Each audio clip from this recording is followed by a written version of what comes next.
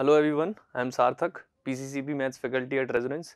तो आज हम डिस्कस करने वाले हैं क्लास 10th का पेपर 5 जो कि टर्म 2 का है। ठीक है,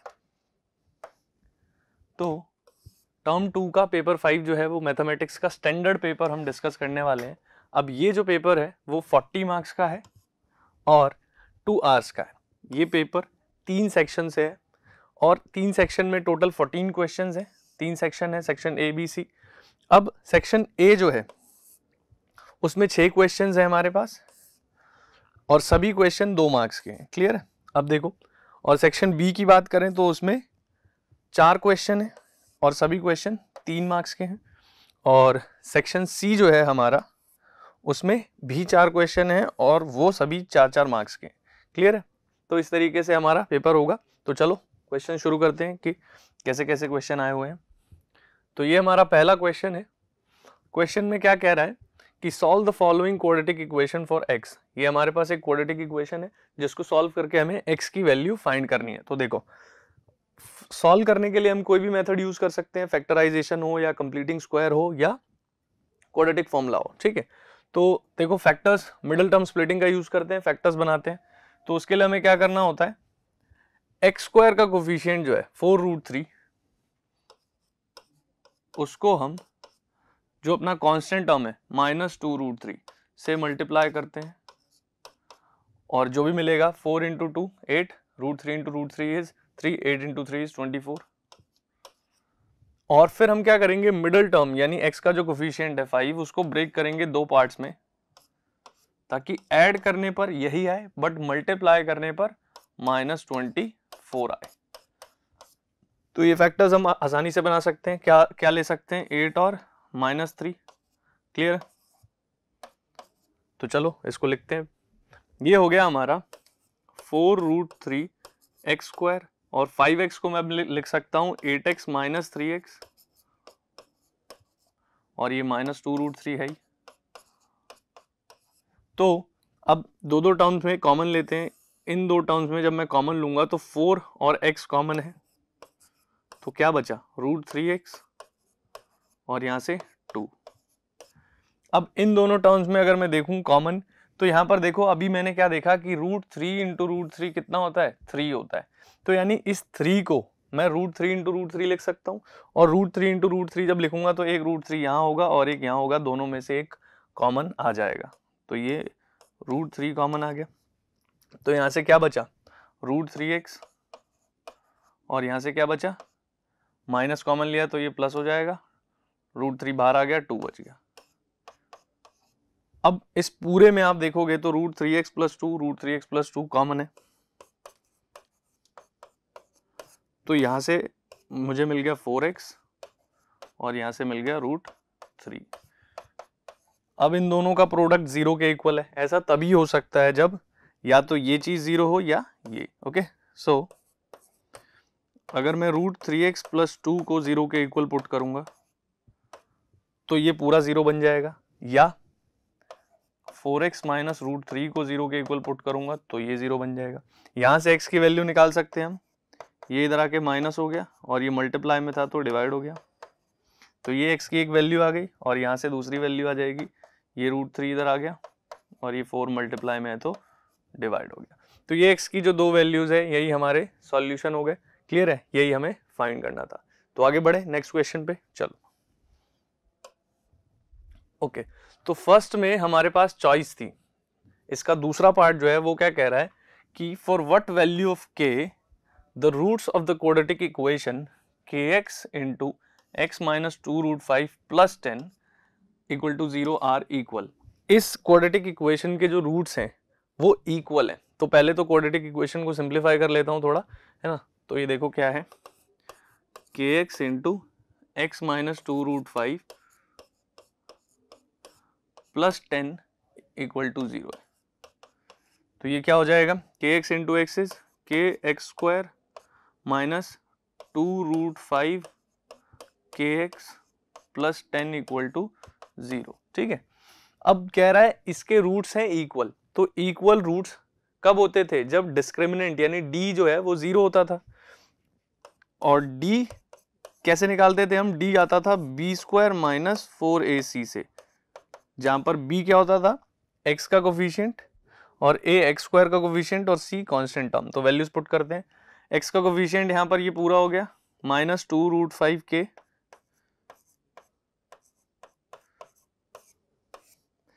-4ac, ए कितना है एक्स स्क्वायर का कोफिशिएंट k और c कितना है 10। तो इसको सॉल्व करते हैं, देखो माइनस का स्क्वायर तो प्लस हो गया, 2√5, 2 स्क्वायर इज 4 और √5 का स्क्वायर हो गया 5, 4 into 5 is 20k square minus 4 into 10 40k। Clear है। अब इस पूरे में 20k कॉमन है, तो यहां से बचा k और यहां से बचा 2। अब इन दोनों का प्रोडक्ट 0 है, यानी कि या तो ये 0 हो जाए या ये 0 हो जाए। सो 20k 0 हो या k -2 0 हो, तो यहां से k की वैल्यू कितनी आ रही है 0 और यहां से 2। तो k की वैल्यू 0 नहीं हो पाएगी, क्यों? क्योंकि अगर k ही 0 हो गया तो ये 0 हो गया एक्स स्क्वायर, तो एक्स स्क्वायर ही नहीं बचा तो क्वाड्रेटिक इक्वेशन ही नहीं बचेगी, क्योंकि ये 0 ये भी 0 ये 10 10 = 0, ऐसा तो पॉसिबल ही नहीं ना। तो इसलिए k की वैल्यू 0 पॉसिबल नहीं है, तो k2 जो है वो हमारा सही आंसर हो जाएगा। क्लियर है। चलो आगे बढ़ते हैं। तो नेक्स्ट है सेकंड क्वेश्चन, जो कि है if the observations 20, 22, 23, 25, x + 1, x + 3, 36, 38, 39 and 41 have median 30, इन सभी ऑब्जर्वेशंस का मीडियन जो है वो 30 है, तो हमें बताना है x की वैल्यू क्या है। क्लियर है। अब मीडियन के लिए हम डेटा को असेंडिंग या डिसेंडिंग ऑर्डर में अरेंज करते थे, पर क्योंकि यहाँ पर डेटा पहले से ही अरेंज्ड है, ठीक है, तो हमें क्या करना है, मीडियन बताना है। तो मीडियन के लिए, अब मीडियन 30 है, एक्चुअली x बताना है। तो अब देखो मीडियन के लिए हम देखते हैं कि कितने ऑब्जर्वेशन है, काउंट कर लेते हैं 1 2 3 4 5 6 7 8 9 10, 10 ऑब्जर्वेशन है ना, 10 ऑब्जर्वेशन है। तो जब भी नंबर ऑफ ऑब्जर्वेशन इवन होते हैं तो मीडियन कैसे निकलता है, मीडियन निकलता है जो भी नंबर ऑफ टर्म्स है n/2th टर्म प्लस उससे नेक्स्ट टर्म, इन दोनों टर्म को का एवरेज, यानी इन दोनों को ऐड करके 2 से डिवाइड कर दो, यही हमारा मीडियन होता है जब n इवन हो। तो n/2 यानी 10/2 फिफ्थ टर्म, तो फिफ्थ टर्म यहां पर देख लो क्या है 1 2 3 4 5, फिफ्थ टर्म है x + 1 प्लस उससे नेक्स्ट टर्म 5 + 1 6 टर्म, वो है x + 3 upon 2 equal to median. Median कितना था 30, पुट कर लेते हैं। तो 30 into 2 60 equal to x + x 2x 1 + 3 4, 2x + 4। अब ये 4 इधर ला के सब्ट्रैक्ट कर देते हैं, 60 - 4 इज 56 और ये 2 मल्टीप्लाई में है तो इधर आके डिवाइड, तो 56/2 इज 28। तो x की वैल्यू ही हमें बतानी थी, जो कि कितना हो गया 28 हो गया। क्लियर है। आगे बढ़े। अब देखो जरा, थर्ड है find the length of the ladder making an angle of 45 degree with the ground and whose foot is 7 metre away from the wall. एक लैडर है जो कि वॉल के साथ ग्राउंड से 45 डिग्री का एंगल बनाता है। मान लो ये वॉल है, ये हमारा लैडर है, ग्राउंड के साथ ये 45 डिग्री का एंगल बना रहा है, ठीक है। अब साथ में कह रहा है कि जो फुट है लैडर का वो 7 मीटर है अवे वॉल से। ये वॉल है, वॉल का ये लैडर का फुट है, तो ये कितनी दूर है 7 मीटर, ठीक है। अब मुझे लैडर की लेंथ बतानी है, तो लैडर तो ये चीज है ना, तो इसको कुछ भी कह लो L। मान लो ये जो ट्राइंगल है अपना ABC है, अब ये वॉल है, वॉल हमेशा ग्राउंड के साथ परपेंडिकुलर रहेगा, तो जैसे ही राइट एंगल ट्राइंगल आया मेरे पास, मैं ट्रिगो का यूज कर सकता हूँ। तो ट्रिगो का यूज करते टाइम इस एंगल को देखूंगा और इस एंगल के कॉरेस्पॉन्डिंग ये बेस है और ये हाइपोटेनस, तो बेस और हाइपोटेनस का रिलेशन मुझे मिलता है cos थीटा, ठीक है। तो cos थीटा बताता है कि बेस अपॉन हाइपोटेनस, और बेस हो गया 7 और हाइपोटेनस कितना हो गया L और थीटा कितना है 45, तो cos 45 कितना होता है आपको वैल्यू पता होनी चाहिए टेबल से 1/√2 होता है। तो यहाँ से लेंथ कितनी हो गई 7√2 मीटर। क्लियर है, और हमें यही बताना था कि लैडर की लेंथ क्या होगी। चलो आगे बढ़ते हैं। तो नेक्स्ट है हमारा फोर्थ क्वेश्चन जो कि कह रहा है कि volume of 2 cubes are in the ratio 27:64। 2 cube के वॉल्यूम का रेशियो दिया हुआ है। Then find the ratio of their total surface area. हमें उनके टोटल सरफेस एरिया का रेशियो फाइंड करना है। अब क्यूब है, क्यूब का वॉल्यूम क्या होता है साइड क्यूब, तो एक की साइड को स्मॉल ए कह देते हैं और एक की साइड को कैपिटल ए कह देते हैं। तो ये अगर स्मॉल ए है तो इसका वॉल्यूम क्या हो जाएगा ए क्यूब, उसके वॉल्यूम हो गया अगर साइड उसकी ए है तो, और दूसरे की कैपिटल ए है तो वॉल्यूम ए क्यूब, और इन्हीं का रेशो जो है हमारे पास है 27/64। ठीक है, यहां से अगर a/a निकालने को देखें तो ये क्यूब है पूरे पे, ठीक है, क्योंकि मैं इसको पूरे का ही क्यूब लिख सकता हूं, तो यहां से क्यूब रूट आ जाएगा ये, तो 27 का क्यूब रूट कितना हो गया 3 और 64 का 4, तो a/a की वैल्यू आ गई 3/4। पर मुझे चाहिए टोटल सरफेस एरिया का रेशियो। अब इसकी साइड a है, इसकी कैपिटल A है, तो टोटल सरफेस एरिया का फॉर्मूला क्या होता है 6a² क्यूब का, तो 6a² यही तो हमें फाइंड करना है ना। तो 6 से 6 तो कट ही जाएगा, तो कुल मिला के मुझे फाइंड करना है a/a का होल स्क्वायर, और a/a मैंने यहाँ फाइंड कर लिया था 3/4, तो पुट कर लेते हैं। तो 3 का स्क्वायर 9 और 4 का स्क्वायर 16, तो ये उन दोनों क्यूब्स के टोटल सरफेस एरिया का रेशियो हो जाएगा। क्लियर है, चलो नेक्स्ट क्वेश्चन पे चलते हैं। नेक्स्ट क्वेश्चन कह रहा है, फिफ्थ क्वेश्चन जो है कि C be a circle, let C be a circle with centre O। एक सर्कल है जिसका नाम है C और उसका सेंटर है O, तो मैं बना लेता हूं। ठीक है, ये मान लेते हैं सर्कल है जिसका सेंटर हो गया ये O, ठीक, और and P a point outside the circle. P कोई पॉइंट है जो कि सर्कल के बाहर है, such that PT is a tangent to C, है ना। P कोई पॉइंट ले लेते हैं यहाँ कहीं, और T कोई पॉइंट है सर्कल पे, और PT जो है वो टेंजेंट है। ठीक है, अब आगे क्या कह रहा है, assume that this segment OP intersect circle C in a point Q। OP जो है वो सर्कल को किस पॉइंट पर कट कर रहा है, इंटरसेक्ट कर रहा है Q पर।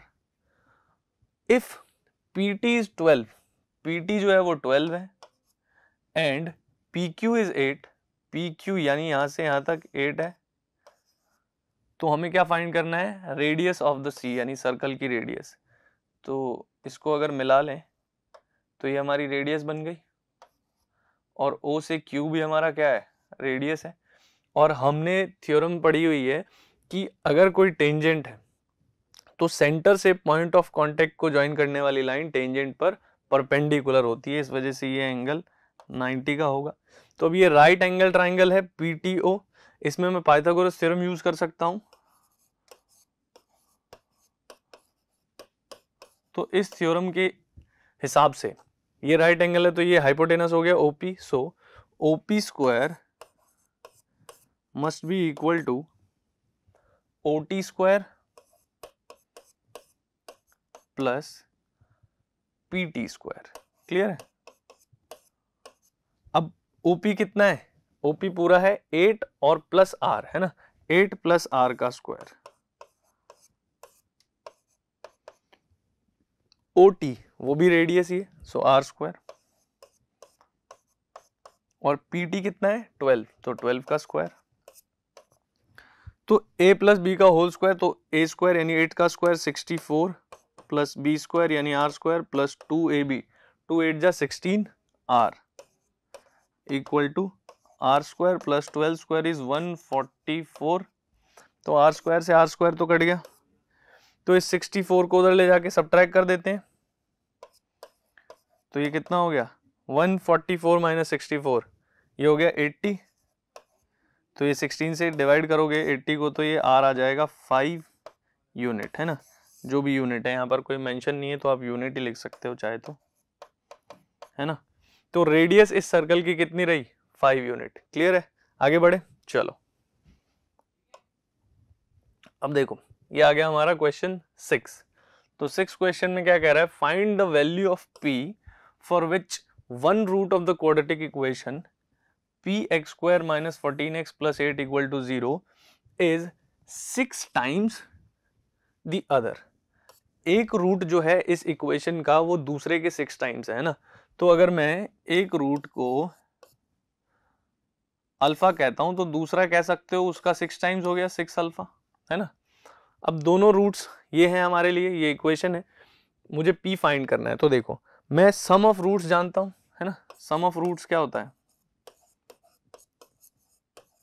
सम ऑफ रूट्स होता है माइनस ऑफ b अपॉन ए, और b होता है x का कोफिशिएंट, a होता है x स्क्वायर का कोफिशिएंट। तो सम ऑफ रूट्स यानी अल्फा प्लस 6 अल्फा कितना हो गया, माइनस b माइनस 14, और यहाँ ऑलरेडी माइनस है तो minus minus plus 14 upon a is p।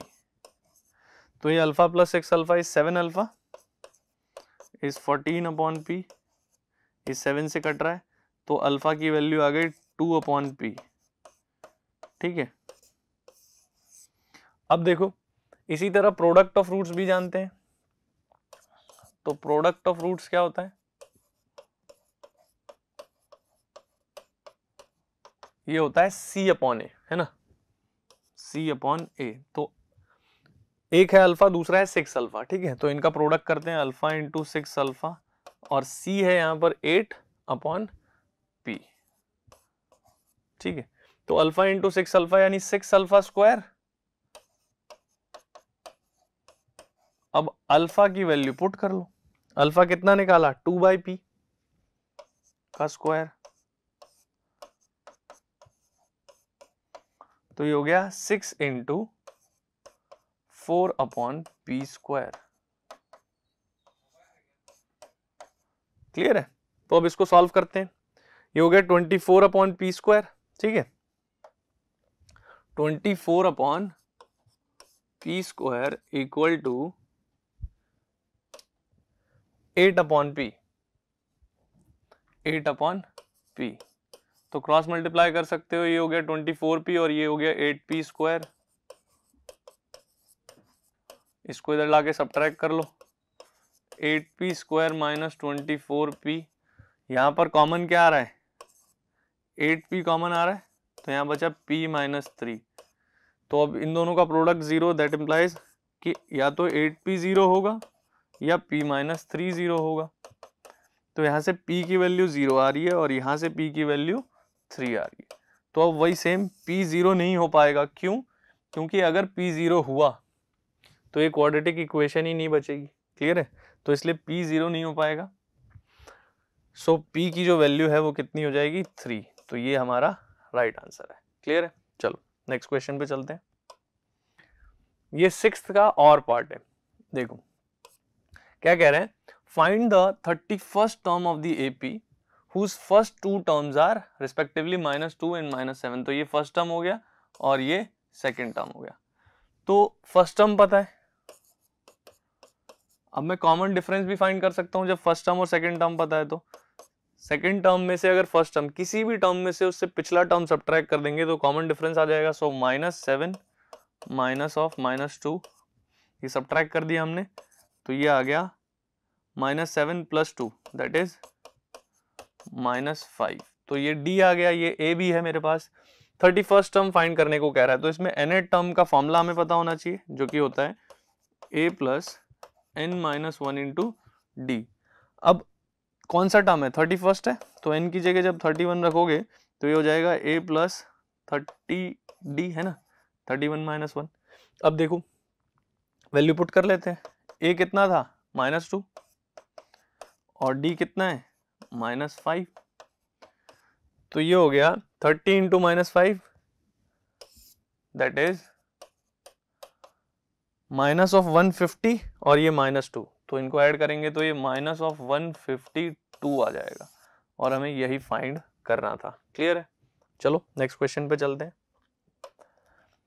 तो ये हमारा सेक्शन ए कंप्लीट हो गया। अब सेक्शन बी जो कि 3 मार्क्स का है सभी क्वेश्चन। चलो देखो 7th क्वेश्चन है, find the mode of the following data. अब हमें इस डेटा का मोड बताना है। तो मोड के लिए हमें क्या करना होता है, हमें देखना होता है कि किस क्लास की फ्रीक्वेंसी सबसे ज्यादा है। तो सबसे ज्यादा फ्रीक्वेंसी जो आप देख पा रहे हो 18 है, जो कि इस वाले क्लास की है। तो जिस भी क्लास की होती है उसी क्लास को हम क्या कह देते हैं, मॉडल क्लास। अब ये हो गया हमारा मॉडल क्लास। तो अब मॉडल क्लास से हम पहले तो मोड का फॉर्मूला देख लेते हैं कि मोड निकालने का फॉर्मूला क्या होता है। सो mode is given by L plus F1 minus F0 upon 2F1 minus F0 minus F2 into H। अब ये सब चीजें क्या है वो समझते हैं। जब हमें मॉडल क्लास मिल जाता है तो उस क्लास की जो लोअर लिमिट है उसी को हम L कहते हैं, और F1 जो होता है उसी क्लास की फ्रीक्वेंसी को कहते हैं। F0 उससे पिछली क्लास की फ्रीक्वेंसी होती है और F2 उससे बाद वाले क्लास की फ्रीक्वेंसी होती है। और H जो होता है, जो भी आप मॉडल क्लास उठा रहे हो उसका क्लास साइज कितना है, जैसे यहाँ पर 20 है साइज। क्लियर है? तो ये सभी चीजें हम यहाँ पर पुट कर सकते हैं। तो L हो गया 40 plus F1 that is 18 minus F0 6 upon 2 into F1 minus F0 minus F2 that is 10 into class size H जो कि कितना है 20। तो इन सबको सिंप्लीफाई करते हैं। देखो तो ये हो गया 40 plus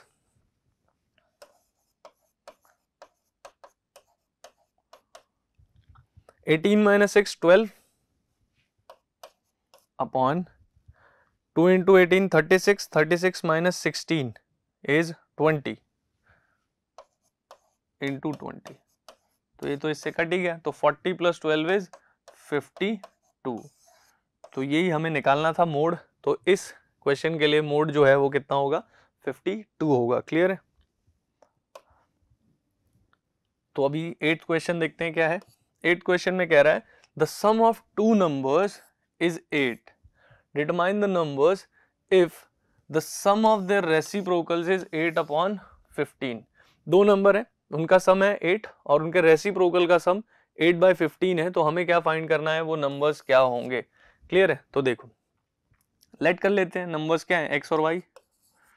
late the numbers are x and y। अब दोनों का सम यानी x प्लस y कितना है, 8 है। इसको रख लेते हैं, ठीक है। और दोनों के रेसिप्रोकल का सम यानी x का रेसिप्रोकल 1/x और y का 1/y, इनका सम जो है वो कितना है, 8/15 है। तो यहाँ एलसीएम ले सकते हैं हम। तो ये हो गया xy और ये हो गया y प्लस x। तो अब देखो y प्लस एक्स या x प्लस वाई सेम ही तो बात है। तो x प्लस वाई की वैल्यू यहाँ पुट कर देता हूँ 8 है ना, 8/x y और यहाँ 8/15। तो 8 से 8 तो कट रहा है। तो यानी कि यहाँ से क्या मिला मुझे कि x इंटू वाई जो है वो कितना है, 15 है। और इस इक्वेशन से किसी एक की वैल्यू पुट कर लो। अगर मैं x की वैल्यू पुट करना चाहूँ तो x की वैल्यू क्या हो जाएगी, 8 माइनस वाई। तो यहाँ पर x की वैल्यू में पुट कर लेता हूँ 8 माइनस वाई और ये y ऑलरेडी है तो इनको मल्टीप्लाई करो। ये हो गया 8y minus Y square equal to 15। तो ये सब उधर भेज देते हैं। चलो ये हो गया Y square minus 8y minus plus 15 है ना। अब देखो इसको सिंप्लीफाई कर सकते हैं, क्वाड्रेटिक इक्वेशन है, इसको सिंप्लीफाई करके y की वैल्यूज निकालते हैं। तो देखो क्या हो जाएगा, ये इसको मैं लिख सकता हूँ वाई स्क्वायर और माइनस 5y माइनस 3y। यहां से फैक्टर्स बना सकते हैं बहुत ही आसानी से। तो ये हो जाएगा y माइनस 5 इंटू वाई माइनस 3। ठीक है। तो यहां से जो y की दो वैल्यूज आ रही हैं वो क्या आ रही हैं, एक आ रहा है 5 और एक 3। अब देखो y अगर 5 होगा तो यहां पर अगर y की वैल्यू पुट करोगे तो x कितना आ जाएगा, 3। ठीक। और अगर y 3 होगा तो वापस यहाँ पुट करने से x की वैल्यू कितनी आ जाएगी 5। तो कह सकते हैं हम कि हमारे दो नंबर 5 और 3 है, कोई भी कुछ भी हो सकता है, ठीक है। तो 5 और 3 हमारे वो नंबर्स हैं जो हमें फाइंड करने को कहा गया था। क्लियर है? चलो आगे बढ़ते हैं। ये है क्वेश्चन 9 जो कि है कंस्ट्रक्शन का। क्वेश्चन में क्या कह रहा है, draw a circle of radius 3 centimetre. बना लेते हैं। ये मैंने एक सर्कल बना लिया जिसकी रेडियस है 3 सेंटीमीटर। आगे क्या कह रहा है, take a point P at a distance of 5.6 metre from the centre. ये सेंटर है, मान लेते हैं O है, इसकी रेडियस कितनी थी 3 थी, तो 5.6 सेंटीमीटर अवे लेना है, कोई एक पॉइंट है ना P। तो अब देखो यहाँ से ये 3 और ये 2.6 और कर लेते हैं, ठीक है। तो ये हमारा हो गया वो पॉइंट P जो कि सेंटर से 5.6 सेंटीमीटर के डिस्टेंस पर है। क्लियर? अब मुझे क्या कहा गया कि from the point P draw 2 tangents to the circle. अब इस सर्कल पर 2 टेंजेंट बनाने हैं P से। तो हमें क्या करना होता है, जिस भी पॉइंट से सर्कल पर टेंजेंट बनाने हैं उससे और सेंटर को ज्वाइन करो, जो कि कर लिया है। उस लाइन सेगमेंट का परपेंडिकुलर बाइसेक्टर ड्रॉ करो। तो उसके लिए क्या करते हैं, कंपास को यहाँ रखा, इस लेंथ के हाफ से ज्यादा खोलकर एक आर्क ऊपर और एक आर्क नीचे सेम P पर रखा और इनको ज्वाइन कर लिया। तो जब इनको ज्वाइन करते हैं तो ये जो लाइन बनी है परपेंडिकुलर बाइसेक्टर है इस लाइन की, ठीक है। तो ये जो पॉइंट आया इसका नाम कुछ रख सकते हो आप, बोलो Q रख लो, चलो ठीक है। तो इस Q से Q को सेंटर लेकर और O तक रेडियस लेकर, QO और QP क्योंकि बराबर है, बाइसेक्टर खींचा है आपने, तो Q को सेंटर लो और O तक रेडियस लो और यहां से एक सर्कल बना लो, ठीक है, ऐसा कुछ, ठीक। अब इस सर्कल ने पहले वाले सर्कल को 2 पॉइंट पर इंटरसेक्ट किया होगा। उन दोनों पॉइंट्स को कुछ नाम रख लो, M और N। तो P को अगर M से मिला दें, ठीक है, P को अगर M से मिला दें तो ये जो है हमारा एक टेंजेंट बन गया, और P को N से मिला दें तो ये हमारा दूसरा टेंजेंट बन गया, PM और PN। तो इस तरीके से हम इस गिवन पॉइंट से सर्कल पर टेंजेंट बना सकते हैं, पर ये करने के बाद हमें स्टेप्स लिखने पड़ते हैं, नहीं तो आपके मार्क्स कट सकते हैं। स्टेप्स जो हैं वो सिंपल, आपने जो किया है, जैसे आपने ड्रॉ एक सर्कल बनाया, ठीक है, रेडियस 3 सेंटीमीटर रखते हुए, फिर एक पॉइंट P लिया जो कि OP का डिस्टेंस 5.6 है। ये सब चीजें जो आप करते जा रहे हो वही चीजें आपको लिखनी होती हैं स्टेप्स में पॉइंट बनाकर। क्लियर है? तो ये ध्यान रखना है, ठीक। आगे बढ़ते हैं। आगे है 10th क्वेश्चन। क्वेश्चन में क्या कह रहा है कि if alpha and beta are the roots of the quadratic equation x square minus 12x plus 35 equal to 0, then find the value of 2 into alpha upon beta plus beta upon alpha।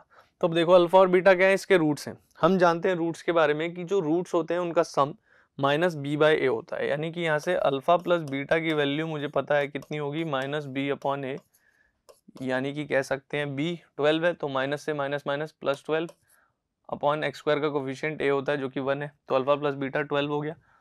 और alpha into beta यानी product of roots जो होता है वो होता है सी upon ए, सी constant term 35 upon 1 यानी 35 हो गया, ठीक। अब मुझे फाइंड क्या करना था, ये तो ये दो चीजें हैं मेरे पास, ये फाइंड करना है। तो इसको सॉल्व करते हैं। इसमें एलसीएम ले सकता हूं मैं, अल्फा बीटा आ जाएगा और ये हो जाएगा अल्फा स्क्वायर प्लस ये हो गया बीटा स्क्वायर। तो अल्फा इंटू बीटा की वैल्यू तो मेरे पास है, alpha square plus beta square चाहिए। तो इस चीज से मैं अल्फा स्क्वायर और बीटा स्क्वायर की वैल्यू निकाल लेता हूं, alpha square plus beta square की। इसमें क्या किया मैंने, स्क्वायरिंग कर दी। क्या किया, स्क्वायरिंग बोथ साइड्स।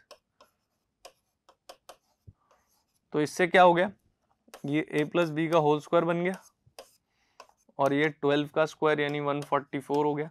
तो a square plus B square plus 2ab equal to 144 हो गया। अब अल्फा इंटू बीटा तो पता है ना 35 है, पुट कर लो।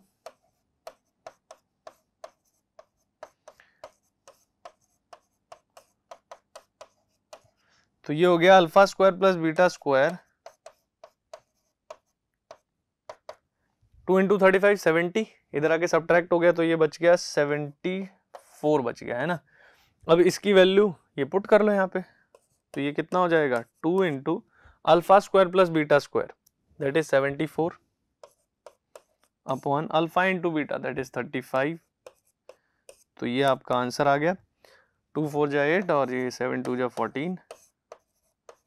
क्लियर है, तो ये हमारा आंसर हो गया। इसको इसकी वैल्यू जो है वो यही होगी। क्लियर है, समझ में आया? चलो आगे बढ़ते हैं। नेक्स्ट क्वेश्चन है 11th जो कि सेक्शन सी का है। अब सेक्शन सी जो है वो सभी क्वेश्चन इसमें 4 मार्क्स के हैं। क्लियर है, तो देखो क्वेश्चन क्या कह रहा है। कह रहा है कि A B and C D are two parallel chords of a circle such that AB is 10 centimeter and CD is 24 centimeter. Clear? And the chords are on the opposite sides of the center. दोनों chords center के opposite side हैं और उनके बीच का जो distance है वो कितना है 17 सेंटीमीटर है। तो आपको फाइंड करना है सर्कल की रेडियस क्या रही होगी। तो पहले डायग्राम बना लेते हैं। देखो ये अपना सर्कल हो गया, ठीक, ये इसका सेंटर, दो कॉर्ड ए बी और सी डी बनाने हैं, ये मान लो ए बी हो गया और ये अपना सी डी हो गया। तो ए बी है 10 सेंटीमीटर और सी डी कितना है 24 सेंटीमीटर। अब देखो ये दोनों पैरेलल हैं, तो अगर मैं ओ सेंटर को ओ कह देते हैं, ओ से अगर ये परपेंडिकुलर यहाँ पर ड्रॉ करूंगा और O से इस पर परपेंडिकुलर ड्रॉ करूंगा, है ना, तो ये एक स्ट्रेट लाइन है। ठीक है, क्योंकि पैरेलल है और सीधी लाइन बना रहे हो तो को इंटीरियर का सम 180 होना है, ये 90 है तो ये भी 90 ही होगा, जाहिर सी बात है। इसलिए तो ये कह सकते हो यही डिस्टेंस है इन दोनों के बीच का। तो इन पॉइंट्स का कुछ नाम रख लेते हैं, है ना।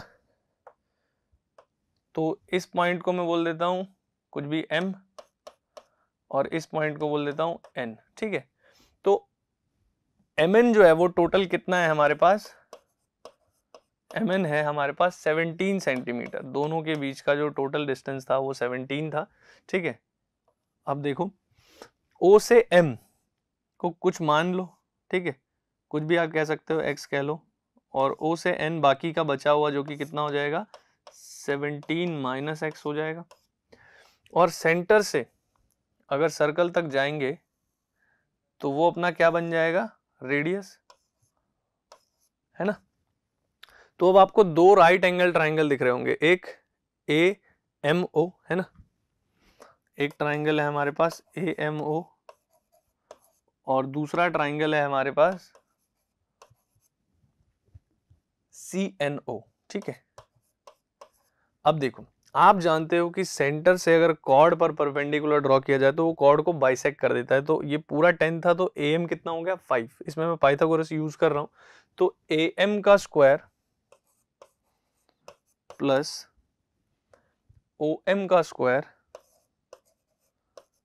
इक्वल टू AO स्क्वायर जो कि रेडियस है ना, रेडियस का स्क्वायर। तो AM कितना है 5 स्क्वायर प्लस OM स्क्वायर, OM को मैंने x बोला हुआ है, तो ये हो गया 25 plus X square equal to R square. ठीक है, इसको एक इक्वेशन कह देते हैं और इसको भी रख लेते हैं। ठीक है, इसी तरह दूसरी इक्वेशन इससे बनाते हैं, CNO नीचे वाला ट्राइंगल CN स्क्वायर और ये पूरा 24 है तो ये आधा 12 हो जाएगा, सो 12 स्क्वायर प्लस ON स्क्वायर जो कि 17 माइनस एक्स है इक्वल टू OC स्क्वायर जो कि रेडियस ही है, सो रेडियस स्क्वायर हो गया। ठीक है, तो ये हो गया 12 स्क्वायर यानी 144 प्लस A माइनस बी का whole square, 17 square is 289 minus plus X square minus 2AB that is 34x equal to R square. ये अपनी हो गई सेकेंड इक्वेशन। इन दोनों को कंपेयर करते हैं क्योंकि दोनों का राइट साइड आर स्क्वायर है तो लेफ्ट साइड भी इक्वल होना चाहिए। सो पहले वाले का लेफ्ट साइड क्या था 25 प्लस एक्स स्क्वायर जो कि इक्वल होगा दूसरे वाले के लेफ्ट के जो कि कितना था 144 plus 289 plus X square minus 34x। Clear है, अब इसको सॉल्व करते हैं। देखो एक्स स्क्वायर से एक्स स्क्वायर तो कट जाएगा, तो ये हो गया 25, 34 को इधर ले आओ और बाकी उधर भेज दो, तो कितना हो गया 9 और 4 13, 8 4 12 और 1 13, 2 और 1 3 और 1 4 -25, ठीक है। तो इसको सबट्रैक्ट कर लेते हैं। 3 - 5 इज 13 - 5 इज 8 और ये बचा 42 - 2 इज 40, ठीक है। तो यहां से x कितना आ गया, x आ गया 408 डिवाइडेड बाय 34। तो इसको डिवाइड करते हैं, जरा देखो ये 2 से कट रहा है, 17 2 जा 34 और ये 2 से 20 और ये 4, ठीक है। ये देखते हैं 17 की टेबल में आ रहा है क्या, 17 1 जा 17 और बचा कितना 3, तो 17 2 जा 34। तो x की वैल्यू यहाँ से आ रही है 12, x आ गया है हमें, लेकिन रेडियस निकालना था। तो अगर मैं x की वैल्यू फर्स्ट इक्वेशन में पुट कर दूं तो रेडियस आ जाएगा, तो पुट कर देते हैं। सो फर्स्ट इक्वेशन क्या थी, फर्स्ट इक्वेशन थी 25 + x² = r², है ना। तो अब इस x की वैल्यू को हम यहाँ पुट कर रहे हैं, तो 25 + x दैट इज 12² = r²। तो ये 12² 144 + 25 इज 169 और ये स्क्वायर रूट ले सकते हैं। अब प्लस माइनस का सिंबल भी आता पर रेडियस नेगेटिव नहीं हो सकता, इसलिए अपने को माइनस लेने की जरूरत नहीं है। तो रेडियस कितना हो गया 169 का स्क्वायर रूट यानी 13 सेंटीमीटर। हमें इस सर्कल की रेडियस ही बतानी थी, जो कि ये हमारा आंसर हो जाएगा। क्लियर है, आगे बढ़े। तो अब आ गया हमारा क्वेश्चन 12। अब देखो ये क्या कह रहा है, if the mean of the following distribution frequency is 188 then find the missing frequencies f1 and f2, ठीक। अब देखो ये हमारे पास क्लास इंटरवल है और ये फ्रीक्वेंसी है। अब हमें मीन फाइंड करना है, तो मीन के लिए हम क्या करते थे, मीन का फॉर्मूला आपको पता होना चाहिए। तो mean is given by sigma fi xi upon sigma fi। तो फ्रीक्वेंसीज ही हमारी fi, ठीक है। xi निकालते हैं, ठीक है। देखो ये हमारी xi हो गई। अब xi क्या होता है, xi होता है क्लास मार्क, ठीक है, क्लास मार्क। तो क्लास मार्क मतलब होता है किसी भी क्लास का मिड वैल्यू, यानी अपर लिमिट और लोअर लिमिट को ऐड करके 2 से डिवाइड कर दो तो उसका मिड वैल्यू आ जाएगा। तो 0 और 80 का 40 हो गया। क्योंकि अब हर बार 80 का ही गैप है तो ये भी उसी गैप से बढ़ेगा, ठीक है। तो ये कितना हो जाएगा 120 हो जाएगा, फिर 200 हो जाएगा, फिर 280 हो जाएगा और फिर 360 हो जाएगा। ये xi आ गया। इसी तरह अब हमें चाहिए होगा fi xi, ठीक है, fi xi। तो fi और xi को मल्टीप्लाई कर दो, ये फ्रीक्वेंसीज ही अपनी fi है ना। तो 4 × 2 8 00, ठीक है। 12 × 25 इज 300 और ये एक 0 3000 हो गया। ये हो गया 200 f1 और ये 280 f2 और ये 36 × 10 3600 हो गया ये पूरा, ठीक है। तो अब हमें एक तो fi का सम चाहिए था जो कि 100 है, ठीक, और एक सिग्मा fi xi चाहिए था जो कि आप ऐड कर सकते हो। कितना हो जाएगा 300 3000 और 3000 6000 और 6 और 8 14, तो 7400 हो गया ये, ठीक है। तो सिग्मा fi xi अपना आ रहा है 7400 प्लस 200 f1 प्लस 280 f2, ठीक है, ये आ रहा है। अब देखो फ्रीक्वेंसीज का सम 100 होना है तो एक बारी फ्रीक्वेंसीज को ऐड कर लें। 20 और 25 45 प्लस 10 55 है ना। तो यहां से मुझे मिल रहा है 55 प्लस f1 प्लस f2, ये पूरी फ्रीक्वेंसीज का सम है जो कि 100 के इक्वल होना चाहिए। तो यहाँ से F1 प्लस F2 कितना मिल रहा है, ये 55 उधर जाके माइनस हो जाएगा, तो 100 माइनस 55 इज 45। तो ये मेरे पास एक इक्वेशन बन गई है जिसको मैं रख लेता हूँ, यूज करेंगे इसको। अब मीन के लिए फॉर्मूला हमें पता है, ठीक है, ये रहा, तो इसका यूज करते हैं। सो मीन जो है वो हो जाएगा सिग्मा FI XI, जो कि हमने निकाला है अभी कितना आया था, 7400 plus 200 F1 plus 280 F2 upon में सिग्मा FI यानी फ्रीक्वेंसीज का सम जो कि 100 था, और मीन हमें कितना दिया हुआ है क्वेश्चन में 188, ठीक है, पुट कर लेते हैं, मीन दिया हुआ है 188, क्रॉस मल्टीप्लाई करोगे 100 से तो ये आ जाएगा, ये हो गया 7400 प्लस 200 प्लस 280 F2, इसको इधर ले आके सब्ट्रैक्ट कर लो तो ये हो जाएगा 00, 8 माइनस 4 इज 4, 18 माइनस 7 इज 11, ठीक है, 200 F1 प्लस 280 F2, ये सभी 10 से डिवाइड कर सकते हो, अभी 4 भी कॉमन है सब में, है ना, तो 4 से जब कॉमन लोगे 4 तो ये कितना बचेगा, 4 2 जा 8 बचा 3, 4 8 जा 32 बचा 0, सो 4 है ना, 2 बचा, 2 5 जा 20 है ना, 4 5 जा 20, तो ये हो गया 4। अब यहाँ से 4 कॉमन लोगे तो ये बचेगा 5 F1 और ये 7 F2, तो इधर वाला 4 और इधर वाला 4 कैंसिल आउट हो जाएगा, ठीक है। तो ये मेरे पास एक इक्वेशन बची जिसको मैं सेकंड इक्वेशन कह देता हूँ, और पहले जो थी वो फर्स्ट इक्वेशन थी हमारी। तो इन दोनों को सॉल्व कर लेते हैं, क्योंकि ये लीनियर इक्वेशन है तो आप सॉल्व करने के लिए कोई भी मेथड यूज कर सकते हो, सब्स्टिट्यूशन, एलिमिनेशन या क्रॉस मल्टीप्लिकेशन।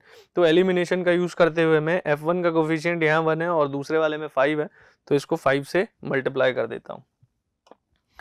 तो उसको जब 5 से मल्टीप्लाई करेंगे तो वो हो जाएगा 5 F1 प्लस 5 F2 और 45 इंटू 5 इज 225, इसको हम कर सकते हैं सब्ट्रैक्ट, तो ये हमारा कैंसिल हो गया, 7 माइनस 5 इज 2 F2 और यहाँ से बचा 0 और ये 6 है ना, तो इससे कट गया, F2 की वैल्यू कितनी आ गई 30, F2 30 आ गया। फर्स्ट इक्वेशन में पुट करेंगे तो 30 यहाँ पुट करोगे F2 की जगह तो F1 कितना आ जाएगा 15, सो F1 कितना आ गया 15 है ना, तो F1 और F2 ही हमें फाइंड करने थे जो कि हमने कर लिया है, क्लियर है। तो आगे बढ़े, 12th में एक और पार्ट है दूसरा, उसमें हमें क्या दिया हुआ है, find the missing frequencies in the following frequency distribution table if n is 100, n जो है वो 100 है और मीडियन जो है वो कितना है 32 है, ठीक है। तो n यहाँ पर क्या होता है, सभी फ्रीक्वेंसीज का सम, ठीक है, जो कि 100 है। अब हमें क्या दिया हुआ है, मीडियन दिया हुआ है, तो मीडियन के लिए आपको फॉर्मूला पता होना चाहिए, ठीक है। तो मीडियन का जो फॉर्मूला है वो क्या है, देखो, median is given by L plus n/2 minus CF upon F into H। अब ये चीजें क्या है वो हम अभी देखते हैं। देखो, सबसे पहले हमें जब भी मीडियन निकालना होता है तो हम कॉम्युलेटिव फ्रीक्वेंसी निकालते हैं, जिसको हम CF कह रहे हैं, कॉम्युलेटिव फ्रीक्वेंसी। अब वो कैसे आता है, वो सभी फ्रीक्वेंसीज को ऐड करके आता है ना। देखो कैसे, ये मिसिंग वाले को मैं X कह दे रहा हूँ, ठीक है, इस मिसिंग वाले को Y कह देता हूँ, तो देखो क्या हो जाएगा, ये हो गया 10, फिर 10 को X ऐड करोगे तो 10 प्लस X, फिर इसको अगले वाले से ऐड करोगे इसको, तो 10 प्लस 25 इज 35 प्लस X, फिर ये नेक्स्ट से ऐड होगा 35 प्लस 30 इज 65 प्लस X, ठीक है, फिर ये इससे ऐड होगा तो ये हो गया 65 प्लस X प्लस Y, और ये इससे ऐड हो जाएगा तो ये हो गया 75 प्लस X प्लस Y, ठीक है।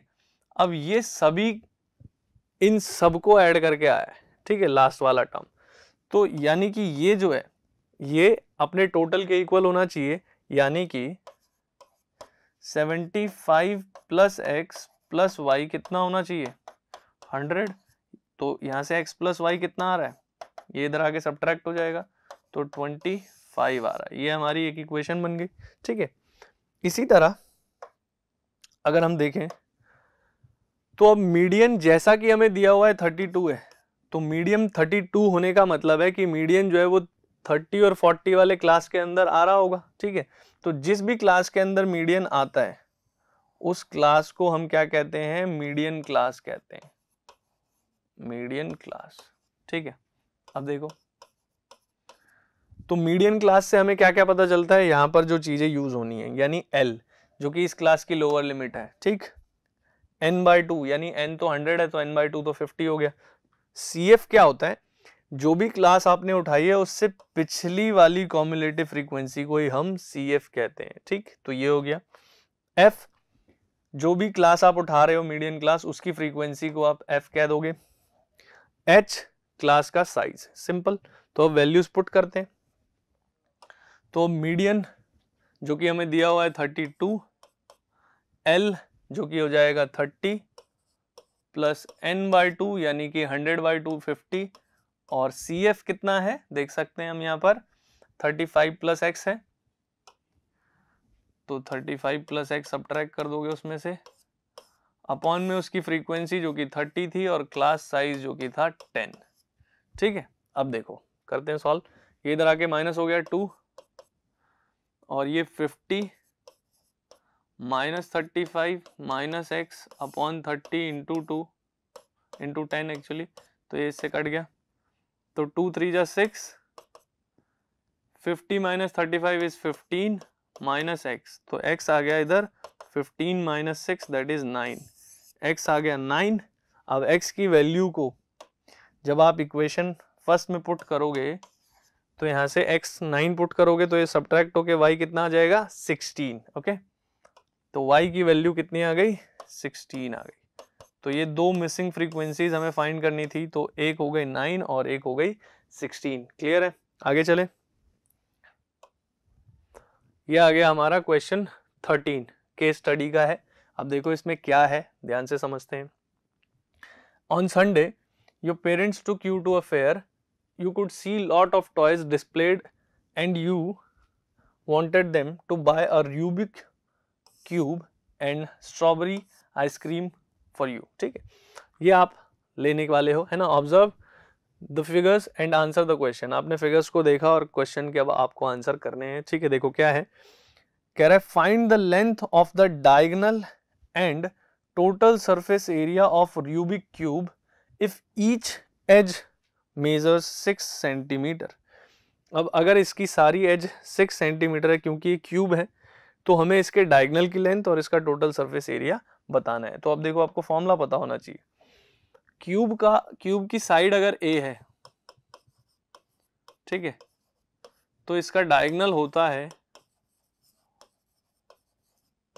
√3a, ठीक है। तो सिंपल, साइड हमें 6 दी हुई थी तो ये √3 हम यहाँ पर पुट करोगे तो 6√3 सेंटीमीटर डायगोनल की लेंथ आ गई, है ना। क्यूब के डायगोनल की बात हो रही है यहाँ पर, और क्यूब का टोटल सरफेस एरिया हमसे पूछा जा रहा है, तो टोटल सरफेस एरिया होता है 6 इंटू a², a साइड है।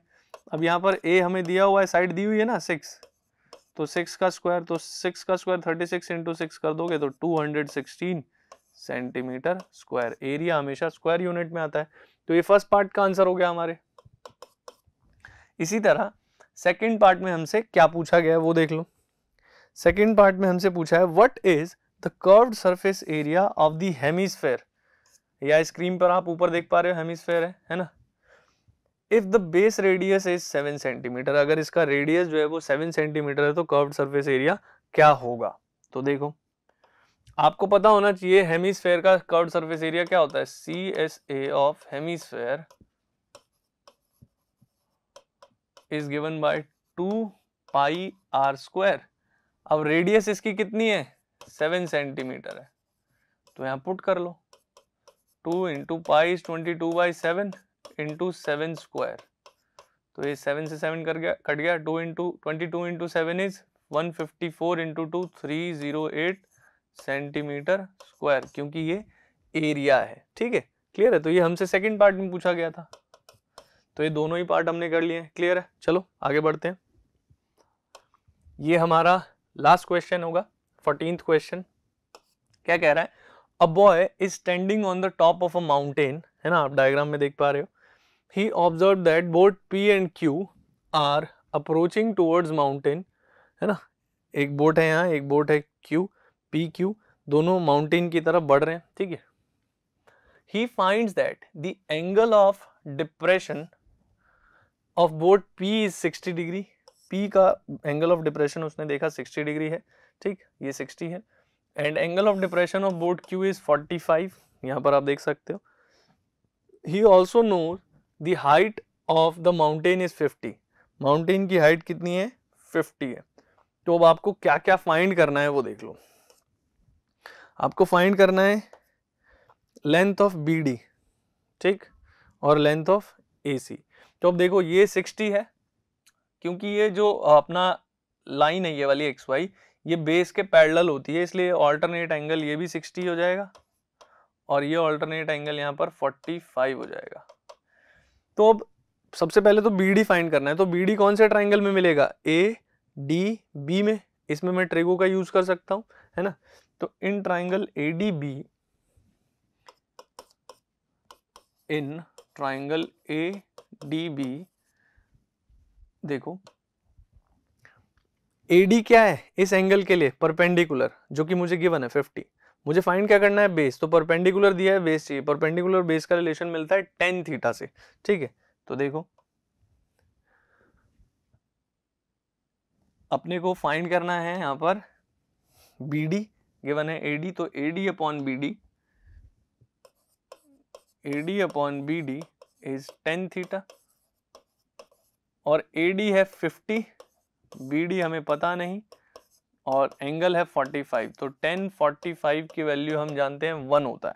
तो यहाँ से BD कितना आ गया, 1 इंटू BD इज BD, तो BD आ गया 50 मीटर, क्लियर है। तो ये फर्स्ट पार्ट हमने कर लिया है। सेकंड पार्ट में हमें क्या चाहिए वो देख लो, AC चाहिए, है ना। सेकंड पार्ट में हमें AC चाहिए। तो AC मुझे कौन से ट्राइंगल में मिलेगा, ACD में। तो AC इस एंगल के लिए ये तो परपेंडिकुलर है AD, और ये जो चीज है वो हाइपोटेनस है ना, क्योंकि ये बेस के परपेंडिकुलर ही रहेगा, है ना। तो अब देखो AC जो है वो हाइपोटेनस है, तो परपेंडिकुलर और हाइपोटेनस का रिलेशन मिलता है साइन थीटा से। तो AD upon AC will be equal to sine 60, है ना। तो AD upon AC can be given by sine theta, that is theta 60 है। तो AD तो 50 है ही, और AC हमें निकालना है साइन थीटा, यानी साइन 60 होता है √3/2, तो ये हो गया 50 इंटू 200, और ये AC √3 नीचे आ जाएगा, तो 100 अपॉन √3 मीटर, ये अपना AC आ गया, क्लियर। यही दोनों चीजें हमें फाइंड करनी थी, ठीक है। तो चलो, थैंक यू।